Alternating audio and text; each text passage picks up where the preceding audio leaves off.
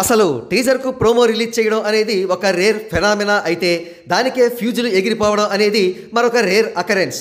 అటువంటి ఒక రేర్ ఫీట్కు వేదిక అయింది global star Ram Charan game changer teaser promo. ఈరోజు సాయంత్రం గేమ్ చేంజర్ టీజర్ విడుదల కానున్న నేపథ్యంలో 13 సెకండ్ల నిడివి గల టీజర్ ప్రోమోను రిలీజ్ చేశారు మేకర్స్. ఈ ప్రోమో చూసిన వెంటనే మరొక 10 సార్లు మినిమం చూసే రేంజ్లో అద్భుతంగా కట్ చేశారు. కాగా ఈ ప్రోమో హైలైట్స్ విషయానికి వస్తే రెప్పపాటు కాలంలో శరవేగంగా అనేక షాట్స్ మారిపోతూ ఉంటాయి. రామ్ చరణ్ గారి బ్యాక్ షాట్స్ ఎక్కువగా ఉంటాయి. మరి ముఖ్యంగా ఆయన చేతితో కడియాన్ని పట్టుకుని ఒక రౌడీని బలంగా గుద్దిన షాట్ చాలా ఇంటెన్స్గా ఉంది.